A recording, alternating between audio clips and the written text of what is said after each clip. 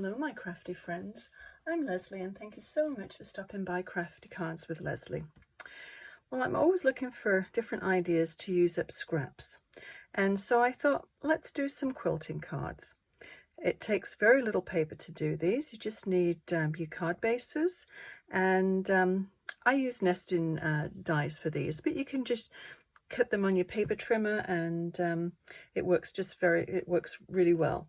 So for example, this little scrap of paper is all it took to make this card here, and I used a very old punch. You can use punches, you can use dies, paper cutters, whatever you take. Actually the Cricut as well, you can do various shapes in the Cricut. And this one here is just a very old one. It's got to be at least 20-25 years old, a punch, and just 4 little punches and makes this nice little quilted patch in the center here, and the nesting dies to do the frame on the outside. So I thought today would make a very quick and easy card using this, and this is a die. Whoops, if I can pick it up. This is the one that I used, and it's got the little stitch marks around, and then the little tag die. So this paper here that we're using, this one is Desert Rose color, and this one is Bluebell. But this paper here is from, let me just grab it here if I can find it. Where it is? Oh, this one here. This is what this one originally looked like, and it was just a scrap of paper that I had left over. And this is from the Flower Shop collection. I don't think this is available any longer, but just use your scraps at whatever you had. This is what I used for this one. I just went through I have little bags of colored themed scraps, so I just went through my bag to see what I had, and I just had enough to do those little shapes. And yeah, so let's get started and put this card together. I'll show you how I found, we were talking about organizing stamps on the last one. So what I did with this one was I decided I was going to do the quilted card. So obviously I needed a sentiment, so I went through my trusty files with the sentiments in, and I knew I wanted to use this tag. So what I did was I wanted just a sort of a basic hello tag. So what I did was take the little tag that I cut out, the little leftover piece, and then I just sort of placed it over various stamps to see what would fit. And of course this is the one that I finished up with, so that was 132. So I knew exactly where I needed to go on my shelf to pick up to find this stamp set. So it really does pay off to organize your stamps. And then I wanted a stitching die. So I had the stitching stitching stamps filed into borders, because they are really a border stamp. And I found the one that I wanted, because I just wanted a small little one. I'll pull out the card so you can see, and I just put the little sort of stitch in, this little chevron really around the outside of those. And so I found that one, and that was 114A. So 114A. See, I would never think to look through stamps like this for a little border die, like a little stitching die. I keep calling them die, sorry, stamps. But if you have them organized like this, it takes no time whatsoever to find them. So definitely consider cataloging all of your stamps. It really does pay off in the long run. It's massive time investment for sure, but it does pay off. Anyway, let's put this together. So this one, a little bit different size card. It's a 6 by 6. Move those, we've cut them out, we don't need those any longer. And I like to, so the base of the card is 6 by 6, and I like to actually A lot of people stand them up this way, and it's fine for a while, but I find after a while they tend to slide down. So I tend to do my cards standing up that way. So you can attach this by glue, or you can put it with a tape runner. So I'm going to use a tape runner because I always find it's a little bit quicker too to do that.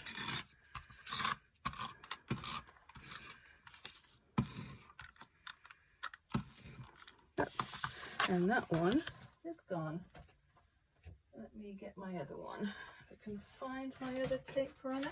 Here it is. This will work just as well.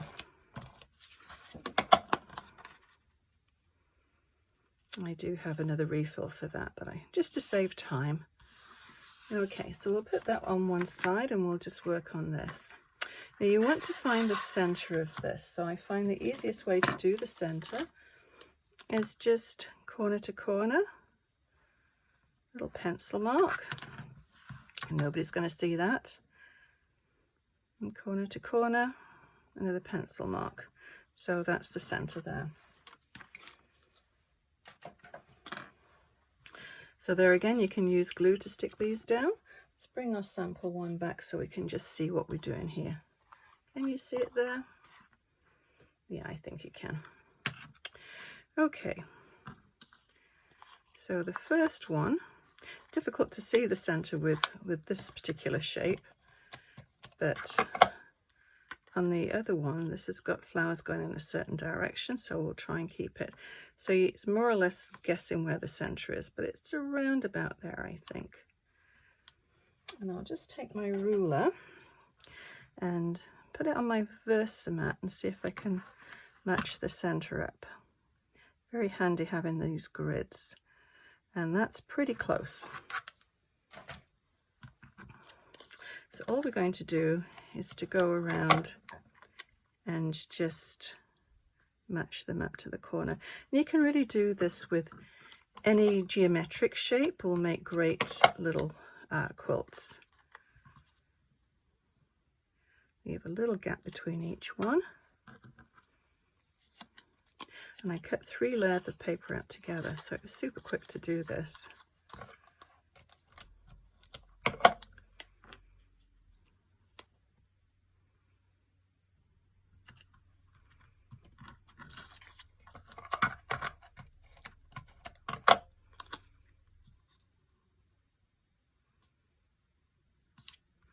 It doesn't have to be too precise, but you want to get it as close as you possibly can.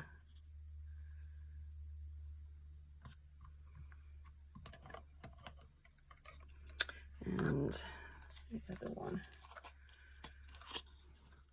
I did an extra couple. Just as I said, I was punching out 3 at a time. Okay, so that's that done. So see how quick that was. So now what I've done is I've mounted this little chevron stitching line stamp on just on a block, and I'll stamp it, I think, in blue. And it's a little bit longer than the actual line of the shape there, so we'll just mask it off. And I've just done around the edges there. So we'll start off doing we'll do the outside ones first.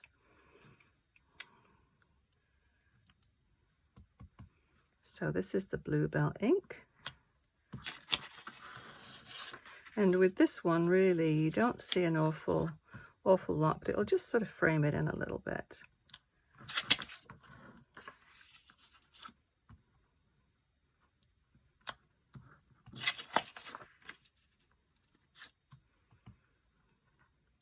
And feel free to fast forward through this. It's a little time consuming. It doesn't take too long, but it might be kind of boring watching all of this, but I thought I would do it in real time rather than skip some steps. And then if you want to see how it's done, you can do. So now I'm going to do the middle bit. So just around the edge, just put a piece of paper so you don't overstep the mark.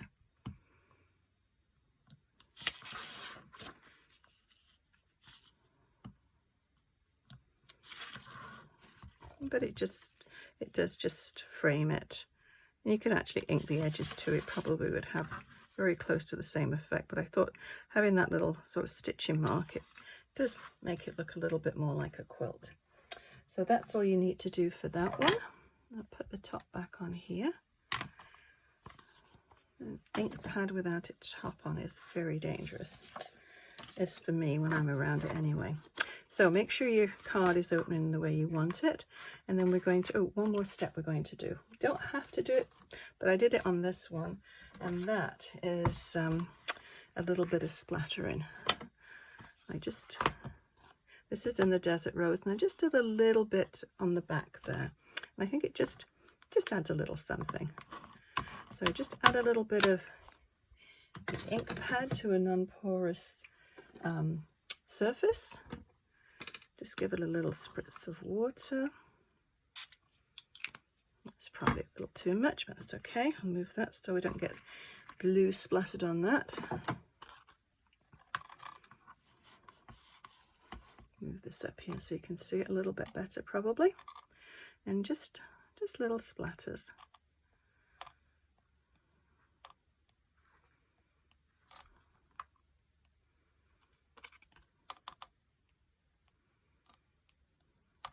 It just adds a little bit of something extra, not just white.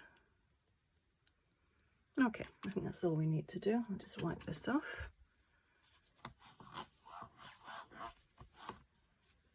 And we don't need this one anymore, I don't think, unless I've forgotten the stage. Okay, so we'll bring this back in. Yeah, make sure it's going the way that you want to. And then we're going to wrap a little bit of ribbon around it. There we go. So what I use to put the ribbon on is just some tearing tape. Find the end. It's very sticky. Just need a couple of pieces on either side. And just make sure it's stuck down there.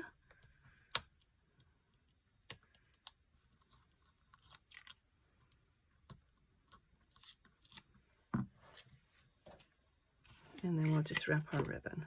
So with this one, I'll bring this one back down here now. I just put tearing tapes there. I just put two strips. So I angled it a little bit, so you don't want them right on top of each other.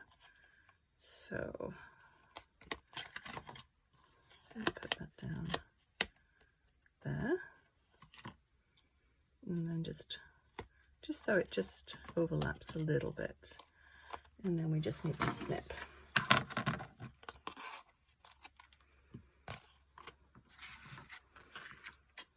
And then I wrapped the Happy Hello and the blue one together. So we'll just put a little sharp point on there so it passes through that little hole quite easily. Put them both through together.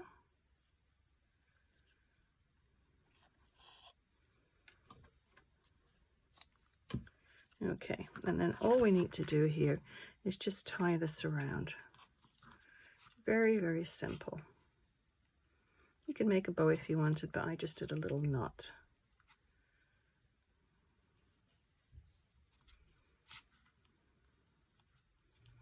I'll just do a knot this time too. So that's all we need. I did separate these. So I stuck one down and then put the other one up on foam tape. So we'll do the same with this one. There we go. So that one goes up on foam tape, and I've got the inserts of these little windows to do the 3D, shaker boxes, little star shaker boxes. So I'll use one of those, and that can go up there. And then this one, I'll just put a little bit down there, and that can go there.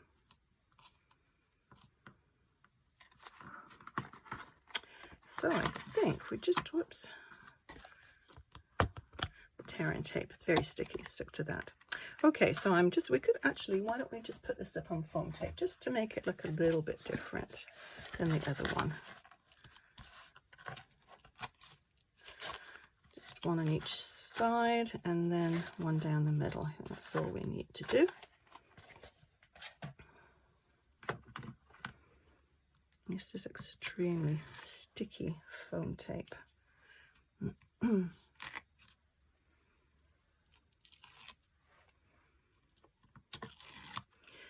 this is definitely not very forgiving. Check to make sure I've got my card up the right way around again. As soon as it touches the paper, it's going to stick. So just make sure you look over there and you see exactly where you're going to put it, and that's where you want it. Okay, so I think that card is completed. I'll just bring in the other ones. You can compare them all and have a go at doing this technique. It's a great way of using up all of your scrap pieces of paper, which I love to be able to do. Now, I don't think I told you the size of this one. It's 5 by 5, so we've got 5 by 5s and 6 by 6. 5 by 5s look actually quite small next to the 6 by 6, don't they? So I hope you enjoyed this video. If you have enjoyed this video, please give it a thumbs up and consider subscribing. That way you'll be notified when I post a new video. I'll list everything I've used below, and please leave a message in the comments section if you've got any questions. Let me know how what you think of this and which is your favorite card. Also, consider sharing this video with a crafty friend. Thank you so much for watching. We'll see you again soon. Bye bye.